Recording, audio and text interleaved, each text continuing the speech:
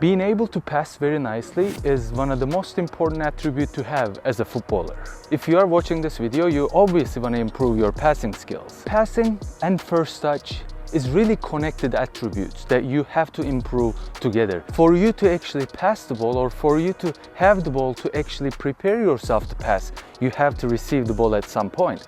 And you have to know how to control the ball nicely so you can set yourself up and distribute the game and help your team out. Passing ability is a key. Every player, goalkeeper, midfielder, striker, whatever you are on the field, you have to have this ability mastered for you to be successful on the field. You improve your first touch, which gives you great passing ability. You improve your first touch and passing ability, which gives you vision.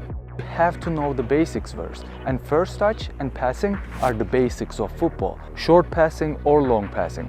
This all depends what part of the foot should be connecting with the ball, or how much power you need to be using to actually achieve a successful pass. So simply, for a successful short pass, you need to be using this part of your foot when you're trying to achieve the short pass, which is about 2 to 5 meters, which is the inside of your foot, where you get slight curve, but your foot is more composed over the ball. You're actually more consistent with it when you use the inside of your foot. You can also use the top of your foot to be able to get the perfect short pass, but it's not as consistent, and it's more of a fancy way of trying to improve your short pass. Simply, first of all, use the inside of your foot when you're first trying to get used to have a perfect consistency with your short passing. The first step is, because you are trying in a short distance, now what you need to do is actually, you want to keep the ball on the ground. And how do you achieve this? By keeping your body closed on top of the ball. You don't want any elevation, you don't want to bounce, you want to keep it straight on the ground when you are trying to achieve the perfect short pass. Using the inside of the foot is not only limited to short pass, you can also use it for a long pass as well. But this really requires decent leg strength. So from the hip, you need to have good strength, as well as your quads and your hamstrings needs to be pretty strong to actually achieve the long passing using the inside of your foot. So let's say you mastered the short pass. Let's say you're using the inside of your foot and you have decent power. You're learning to adjust the power of the ball as you're passing the ball, and you're closing your body on top of it. Now, the next step is how to actually play the short pass when you're under pressure. It's really important to be successful as a football player to actually learn how to work under pressure, because on the pitch, no matter what position you play, you will be under pressure, and a successful defender or successful opposition will not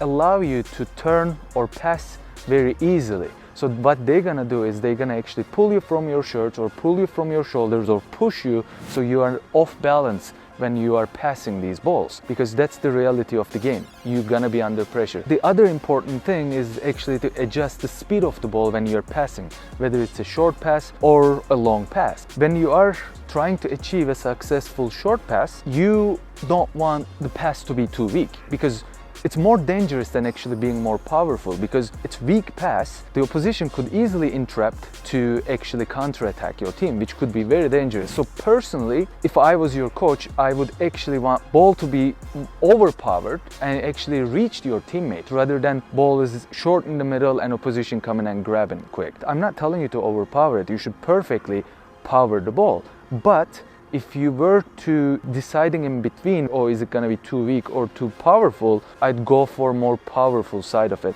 because this also kind of creates that you are getting rid of the responsibility as well by giving it to your teammate, where now it's up to them to actually control the ball, set themselves up for their next move. I prefer my short passes one touches, so I don't really take a touch. I just immediately as the ball arrives to me, I just gently tap it to my teammate. But sometimes this is not gonna be the case, so you actually have to take a touch, look up, and then play it to your teammates. If you are playing short to your teammates, and if you are playing one touch without having to control the ball, just receive it and then pass it immediately, you actually don't really make a movement with your leg. Just keep a very steady leg shape and then immediately tap it. Like, don't even try to push your leg through the ball to actually pass it. This might cause to overpower your pass. But if you are taking a touch and then passing to your teammate, that's when you actually have to take the touch and then slightly push the ball towards your teammate. So next we get to the long passing. And for long passing, don't worry about the first touch or the one touch passing, because it's very challenging to actually play the long ball without having to control the ball first. Most likely you'll always have to control the ball before you actually play the long ball. So let's say you control the ball, set yourself up, lift your head up. After you control the ball, especially if you're playing a long ball, always lift your head up before you actually pass the long ball. So for the long ball, generally you want to use the top of your foot to be able to get good power from it. You want to bring your leg back to your hip, and then as you're bringing the leg back, you are allowed to bend your knee when the leg is coming backwards. But as it's making the forward momentum, that's when leg cannot be bent, and you want to go slightly under the ball to make that great connection to send the long balls. You can use the inside of your foot, but generally you want to use the top of your foot to get a better power from it and better consistency. So your biggest goal when you are trying to achieve the perfect long ball is to avoid the bend from your knee as the leg is moving forward. What this does is to takes the power from your lower parts of your leg and gives it to your hip. So the movement needs to come from the hip. Because think about it, you want more powerful long passing. Where is your body the strongest? Not your knee, not your calves, not your quads, your hips, your glutes. So that's where you want the power come from to achieve the perfect, strong, long passing and consistent long passing. Because the weaker the long passing is, the least consistent it is. So you want a better consistency, you want power from your hip, not from the lower parts of your leg. My biggest suggestion to you, if you want to be successful as a team, to really avoid long passing and try to keep it as short as possible, because short passing means that your team gets to keep the ball, where if you keep sending long balls, this means that there's more risk to lose the ball, because long balls are always more inconsistent than short passes.